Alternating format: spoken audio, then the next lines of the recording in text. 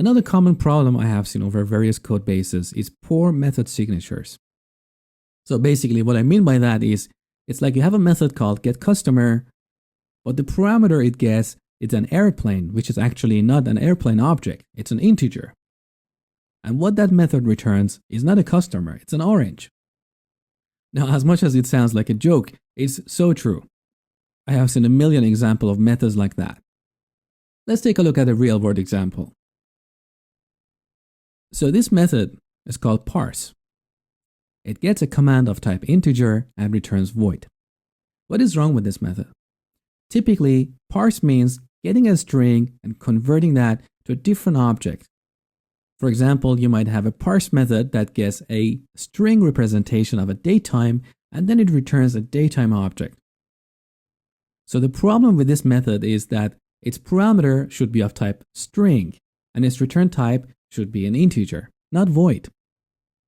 Okay, now let's jump into Visual Studio and see a more interesting example of a method with a poor signature and how to refactor that. Okay, this example is called Poor Method Signatures that you can find in the Solution Explorer under Poor Method Signatures folder. Let's take a look here. We've got this run method. In this method, we create a new user service and we use its getUser method. But take a look at how we call this method. In the first one, we send a username password and a flag of true. In the second one, we send username with null and false. What does it mean? I cannot tell without looking at the implementation of that method. And that's where we fail. There is a code smell here. So let's go to the implementation. How we do that? We put the cursor on the method name and press Ctrl B. There you go. ReSharper brings us here. So the third parameter, that ugly boolean, was login. So if login is set, we try to find the user in the database. In this case, I'm using Entity Framework DB context. If you don't know about Entity Framework, do not worry. All I'm trying to say here is if that user exists, then we set its last login date to current date time and return it. Now, if login is set to false, we're not going to log in the user. We just try to find it in the database and return it. The first problem with this method is that it's doing two things. It's responsible for logging in a user and also returning it. And that is dependent on the third parameter here. Typically, not always, Boolean flags in methods are code smells. Because usually, depending on if they're set to true or false, that method will be doing different things. And the more Boolean parameters we have in a method, the more complex that method becomes. There will be so many different execution paths depending on various combinations of these Boolean flags. So try to avoid them as much as you can. Now back to the business, let's see how we can get rid of this Boolean flag here. Well, I look at this method and I know if it's set to true, this method tries to log in a user. So what I'd like to do here is to extract this piece of code and put it in a separate method, call it login. This way the code will be more expressive, more intention revealing. Now, how do we move the code around? The poor way of doing that is to come here and create a new method like public, user, login, whatever, and then copy paste or cut and paste code there. That's not a good way. Let's see what's a better way. So we come here. I want to select this block of code, and to do that I press Ctrl and W. This is ReSharper's context-sensitive selection, and it's extremely powerful. So in this case, it knows that I'm at the beginning of a line, so when I press it, it selects the entire line. Depending on where I put the cursor, the selection will be different. Now we can extend the selection by keep pressing Ctrl and W. So I press it one more time. Now because these few lines are all close together, ReSharper automatically selected all of them. See, it's much faster than going here and pressing Shift and down arrow and selecting like that. I just put the cursor anywhere here and press Ctrl W a few times. There you go. If you made a selection and you went too far, let's say like this, you can come back with Ctrl Shift W. So you see, we can continue the extension and select the entire method or the entire class. It's extremely powerful. So let's get back here. Now we want to extract a method from that. How we do that is using extract method refactoring. ReSharper has a lot of refactoring commands, and you can activate them by pressing Ctrl, Shift, and R. Take a look here. We see this refactor this item, and under that we've got extract method. Depending on what you have selected and where your cursor is, you're going to see different options here.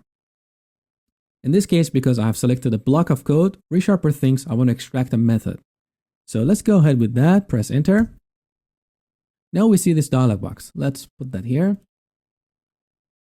So ReSharper thinks I want to extract a method called user, which returns whatever is selected here and takes these parameters. And you can see the preview of that method here. So this is what that method is potentially going to look like. I want to change the name here. User is not a good method name. So I'm going to change it to login. And now let's take a look at the parameters. So ReSharper automatically selected username and password. Most of the time, depending on what you select, ReSharper is intelligent enough to select the right parameters for you. But do not always trust that. Always double check. See if those parameters make sense. Okay, so username and password is fine here. I'm not going to deselect that. But let's just, for preview, see what happens. I'm going to deselect password. See, that's gone here. And ReSharper tries to create a temporary local variable here called password. That's not what we want. So let's go back here. If you want to make a method virtual, you can just tick this box here. And if you want to change the access modifier, you can use this drop-down list here. I want to make it public because I want this to be called from the outside. And by the way, you don't have to use the mouse. Preferably use your keyboard. You can just move around with the tab. In this case, I use the mouse because I wanted you to see what's happening here. So let's go ahead. Look what happened. ReSharper created a new method called login, takes a username and password, returns a user, and all that code we selected earlier is moved here.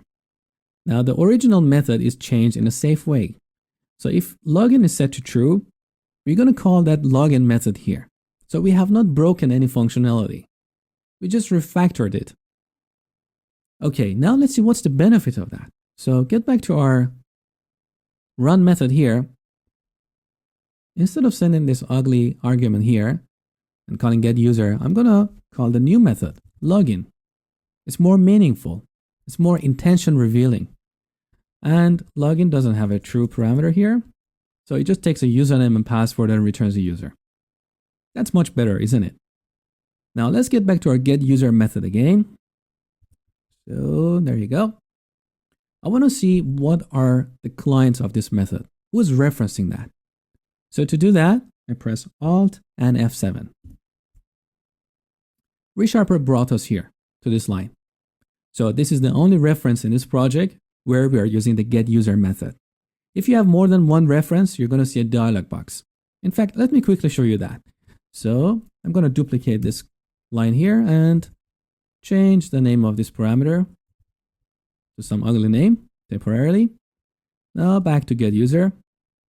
Press Alt and F7. Look. In this dialog box, you see there are two references and they're both in pour method signatures class. Let's double click each. You see where they're referenced. Okay, let's get rid of that.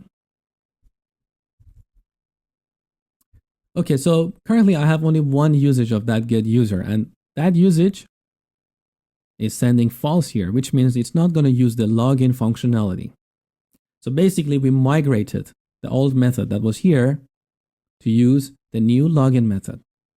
So it's safe to get rid of this block of code here because this method is no longer used for the login feature. So I come here and use Ctrl W for quick selection. This is the only part of this method that we need. So I'm going to cut that, put that here on the top, and again with Ctrl W, select this entire block and get rid of it. But our job is not finished. Let's take a look at this login parameter here. So I'll put the cursor here. Again, I want to see who's referencing that. So Alt and F7. ReSharper tells me usages of login were not found, which means nowhere in this method we are using login. So we can get rid of it. How do we do that? The poor way of doing that is to go and delete it like this. But see what happened. Here we got a red underline because this method is setting the third parameter which no longer exists. So let's revert that. A better option is to use the safe delete. So again, I activate ReSharper refactoring options with Ctrl-Shift-R. And here we have a safe delete. When I use this option, see what happens. We have to confirm it. Yes. Note that this method, this reference was automatically updated and we didn't get a compile time error. Let's repeat the same thing with password. So let's go here. Again, Alt and F7. Usages of password were not found. So Ctrl-Shift-R, safe delete, confirm, gone. Now let's take a look at our client code. See, we have two method calls here. One is login, which is very intention revealing. It needs a username and a password. And we have another method, getUser, which simply gets a username. Plus, we broke down a method that was getUser here that was doing two different things into two separate methods. These methods are smaller and more maintainable, more intention revealing. So there is less guesswork.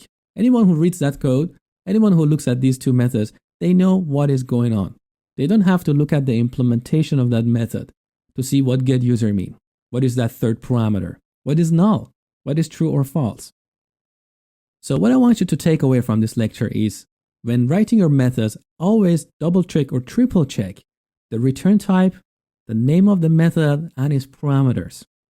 Make sure all these three elements are logically related. Do not have methods that get something that is irrelevant and return something that is irrelevant.